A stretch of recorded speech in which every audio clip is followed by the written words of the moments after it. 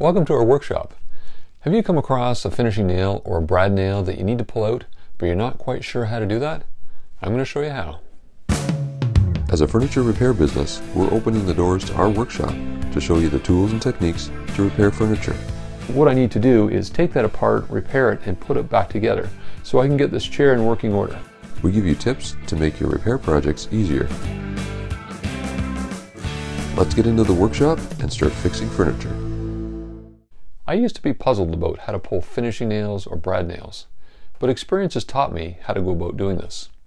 I'm going to show you 4 examples so you can learn how to do it. Here's a piece of quarter round I took off some trim, and you can see here the nail sticking out. Now you might be tempted to knock this back through to pull out the nail, but let me show you what happens.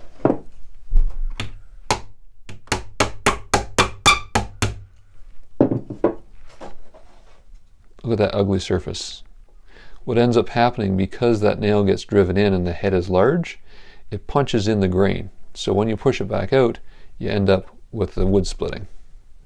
The better way to deal with this is with a pair of pliers and pull it through the back. That way, you don't damage the front. When you can't pull the nail from the back, you need to pull it from the front, and that's difficult because the head's usually buried in the wood. Finishing nails are easier than brad nails, so I'll touch on those first. But let's talk about tools. These are the tools that I typically use to pull out brad nails and finishing nails. The first thing I start with is a drill. I drill a hole on either side of the nail so I can get below the surface and grab the nail. You can use either needle nose pliers or some clamps to do that. If that nail isn't really in there strong, these will work. Clamps are good because they've got some jagged edges here, so good for gripping, and you can clamp them tight before you pull. The angled ones are typically a finer point if you've got smaller holes. I use an awl to move around that nail to where I need it to get it pulled out.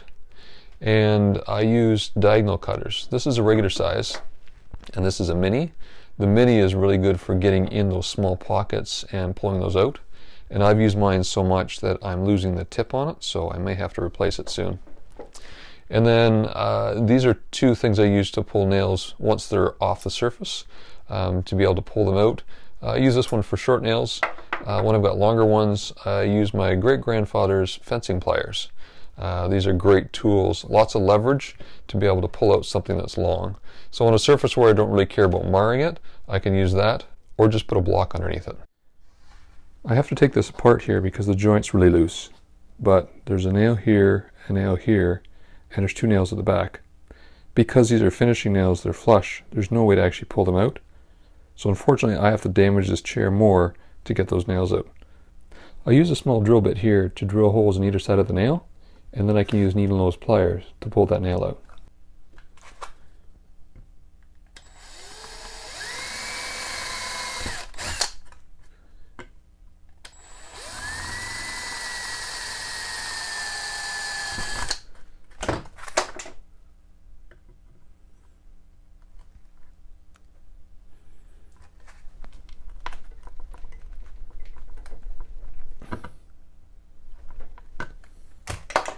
That's given me a little bit of purchase there that I can grab hold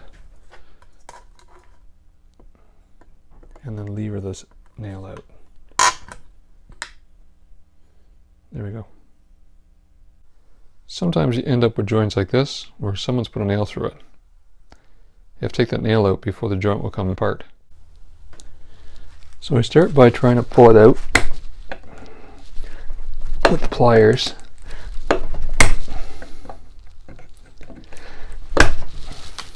Now that doesn't seem to be working. So I'm going to use the wire cutters with some backing to get a hold of that head and then pry it out.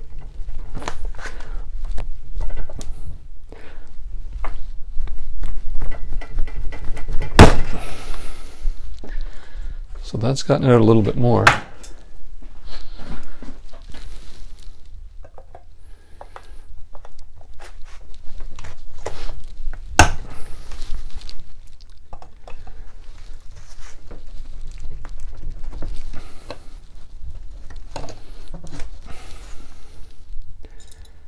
And that's an Ardox nail.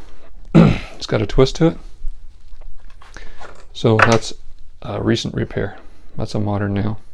Finishing nails can be a struggle to get out, but brad nails are even worse. Brad nails are driven in with a nail gun. The nails come in strips like this, and there's only a head on two sides of the nail. That makes pulling them out even more challenging, because you ideally want to use the sides with the nail head to get a grip. Here I've got a chair to repair where someone's put brad nails in to hold the joints together.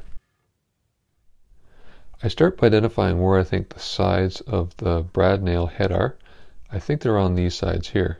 If I get this right, it makes pulling these much easier.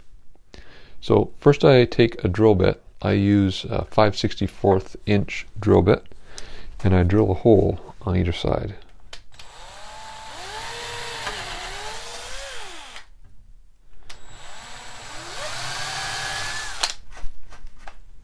What I'm going to do is I try and pull these out with medical clamps. These are good because they lock, and they've got a fair bit of teeth action down here for gripping. No, so that's not coming out. The next step is actually drilling a third hole in the front here to make a bit of room. And sometimes that's difficult. Go on an angle. What I'm doing is creating a bit of gap at the front here so I can pull that brad forward.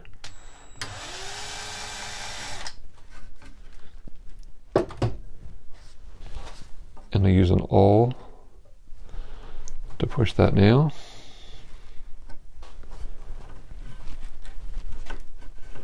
And get it loosened up. Now I can get my diagonal cutters in here. See if I can lift that out at the head.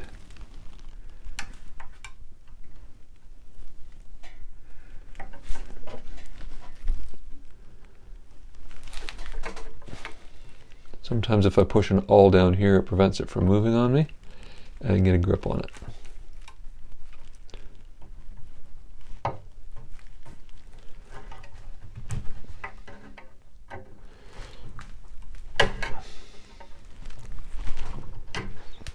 There. So see how it popped out? And then what I do is grab onto that brad nail and then lever it out of the hole.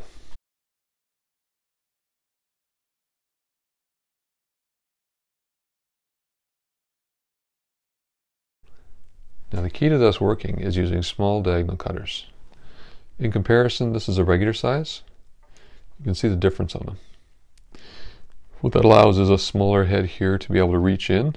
And also I find with regular diagonal cutters, there's too much power in these, and I end up sometimes clipping off the brad nail.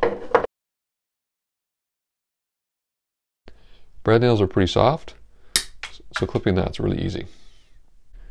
So these mini ones are really the best tool for the job. I'll put a link to those in the video description.